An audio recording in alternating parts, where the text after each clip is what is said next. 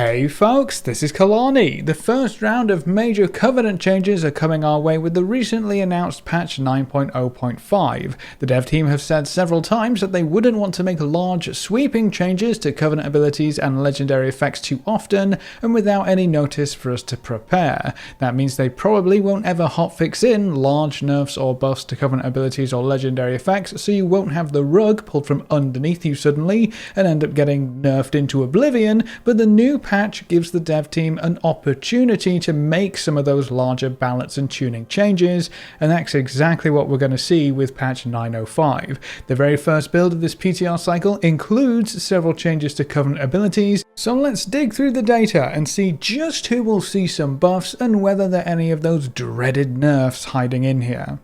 The first big change is a sizable buff to Fleshcraft, which will benefit anyone and everyone who rolls around with the Necrolords. The base value of the shield has been doubled up to 40% of your max health from 20% of your max health. The trade-off here is that the shield is no longer increased if you use it around dead bodies, but that does mean that baseline you're always going to get a bigger shield, and you don't have to worry about needing any of those extra body parts lying around, so you'll always get the full value from your Fleshcraft shield. Being nearby bodies will still be slightly beneficial though, because the cooldown on Fleshcraft will now be reduced by 1 second per body consumed.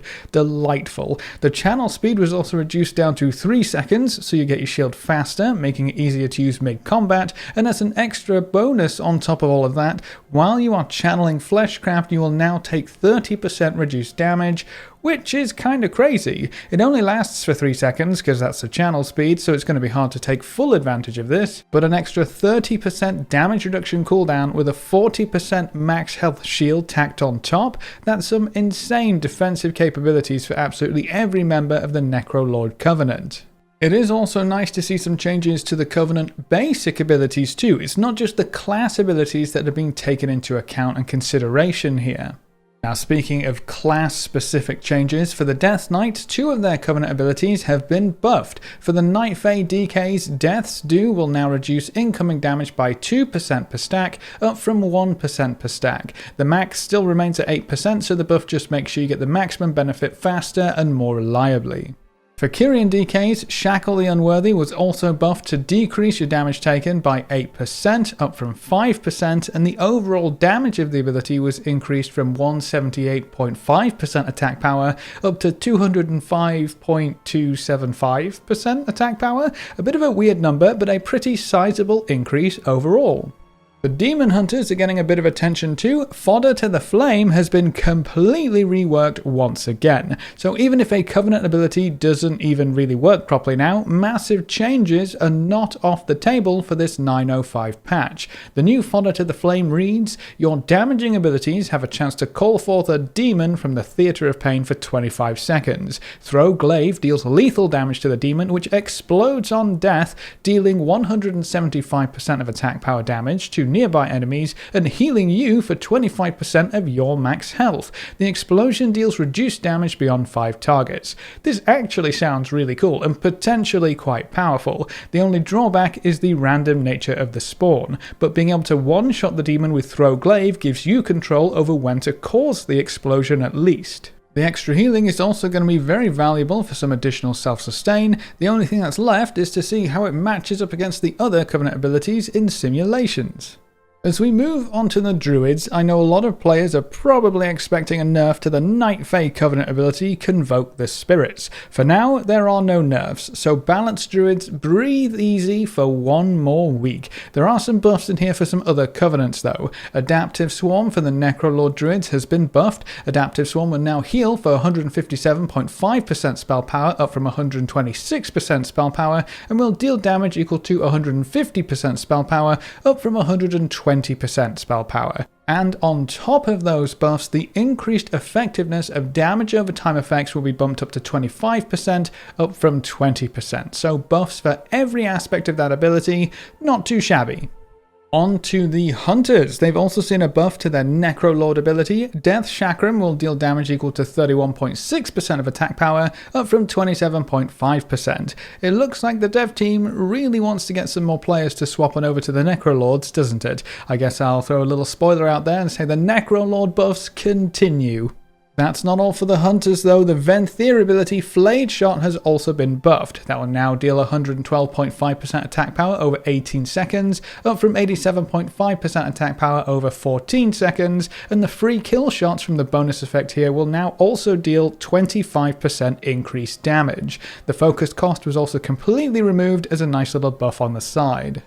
For the mages, almost every Covenant ability will see some changes here. Deathborn for the Necrolords will last 5 seconds longer, so a total of 25 seconds up from 20 seconds, and your spell damage will be increased by 15% up from 10%. For the Venthyr, the proc for Arcane has been changed to grant clear casting instead of 4% mana. That's more of a rework change than a direct nerf or buff, and I wonder how that will play out in the grand scheme of things. I doubt it's enough of a change to get anyone to actually consider changing Covenants just for this though. The Venthyr ability was also buffed for Fire Mage. Whenever a mirror is consumed, your Fire Blast cooldown is reduced by 6 seconds, up from 4 seconds. Fire Blast cooldown reduction is always important for Fire Mage, so a helpful buff for sure. The Kyrian mages will also see a buff to Radiant Spark. It will now deal 91.2% of spell power as damage instantly, up from 67%, and the damage over time was increased to 49.5%, up from 41.2%. From the look of things, I guess the dev team wants at least a few mages to swap away from Night Fae. Following along the same let's buff all the Necrolord abilities line of thought, Paladins will also see Vanquisher's Hammer get a small buff. Nothing super duper exciting on this one, but Vanquisher's Hammer will now also generate 1 holy power. Hey, it's better than nothing, right? That's all for the Paladins though, sadly, so let's move on to the Priests. The first priest change I want to talk about isn't a Covenant change. This is the only big class change in this set of notes that I want to cover because it's pretty huge. Spirit Shell for Disc Priests has been nerfed down to 80% of your heals converted to a shield from 100%. A 20% straight nerf to Spirit Shell is kind of crazy, but with current Discipline Priest dominance in raids, I'm really not too surprised to see a big nerf coming for this talent. I'm sure Discipline will still remain as a strong healer overall, but it won't be quite as far ahead as it is right now. As for Covenant changes, Night Fae Priests will be seeing a buff. The ability itself might seem quite complicated because there's a lot going on, but the buffs are fairly straightforward. The damage reduction buff for the Guardian Fairy has been increased to 15%, up from 10%, to provide a bit more mitigation on specific targets, and the Benevolent Fairy increases the cooldown recovery rate of your target's major ability by 150%, up from 100%, to provide even better support than before. There's also a buff to the Night Fae Covenant ability conduit Fae for Martyr. Your fairies will leave behind a copy that is 80% effective, up from 60% effective when your fairies jump to a new target to increase the potential value from the Night Fae Covenant as a whole. And then we also have a few legendary changes thrown into the mix for Priest. These legendary changes are actually the only ones right now, so it looks like Priests are first in line for some buffs. The Cauterizing Shadows legendary effect will see a decent buff. When Shadow Word Pain expires on the target, 3 allies within 30 yards of the target are healed for 75% spell power, up from 55%. Maybe not quite enough to make the legendary a reliable option, but buffs are always nice. The other legendary buff is for the Kiss of Death legendary. The cooldown reduction for Shadow Word Death was increased to 12 seconds, up from 8 seconds, when used on targets below 20% health.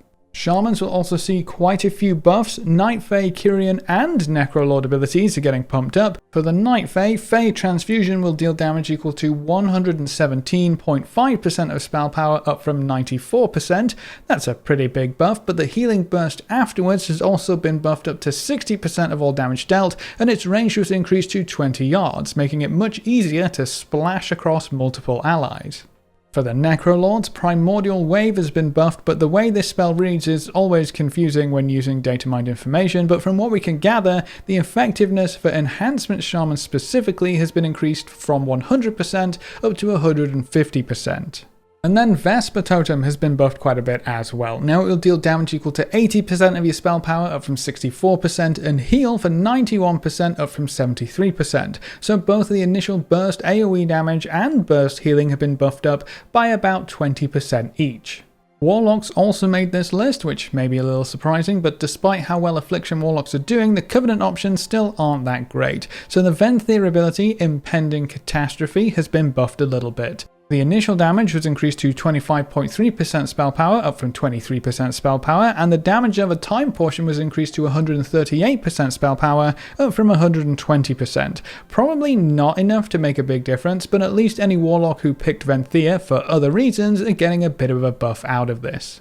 And last but by no means least, we have the warriors. Only Necrolords will see some changes, but their ability Conqueror's Banner has been completely reworked. Now you brandish your banner, granting 500 mastery and 30% increased movement speed to you and your 2 nearest allies, and preventing movement speed from being reduced below 100%. The banner also generates 4 rage per second, lasts for 15 seconds, and has a 2-minute cooldown. No glory mechanic here makes this ability much easier to deal with, and the buff has been changed to mastery, which I'm sure some of your party members are going to love even if you don't. That's actually all of the Covenant ability and legendary changes that we know of so far. Bear in mind this is the very first build of this new patch, so we will likely see many more changes as the PTR cycle unfolds. This build included quite a few Covenant changes and not many legendary changes, but the dev team did say in the PTR announcement post that we should see more legendary changes specifically in a future build, potentially next week. So if you have a legendary that you really love the idea and effect of, but it just doesn't do quite enough to warrant you actually using it, next week's build might be just what you need. I'm sure many buffs lie in store because the number of competitive legendary effects is actually pretty low right now, which is kind of disappointing. It will be awesome having a bit more choice in that area of the game. Now there are also a lot of anima power changes for Torghast in this build and a handful of minor class changes, so I would encourage you to go check out that list for yourself. I'll give you a link in the comment section below so you can peruse it at your own leisure. But that's it for this video. What do you think of the dev team tuning Covenant abilities again? Would you swap Covenants if a different ability suddenly became the best for your spec, or are you too invested at this point to ever consider swapping? Think of all those Sanctum upgrades. Leave all your thoughts in the comment section below. Be sure to pop by our live stream sometime over at twitch.tv/KalaniTV. We always love chatting with you wonderful folks, and watching the stream and come to say hi is one of the best ways you can support the channel right now. And if you ever wanted to be included in the long list of names at the end of every video, a subscription on Twitch is the easiest way to make that happen. You get a free sub to any Twitch channel if you have Amazon Prime too, so be sure to take advantage of that. A big thank you to everyone who has subscribed on Twitch already, and to our supporters over on Patreon. You can see the names floating by on screen. If you want to join these lovely guys and gals, well, now you know how. Remember to leave a like just below the video before you leave. If you want to see more, make sure to subscribe. But apart from that, thanks for watching folks, good luck and have fun, and as always, I'll see you next time.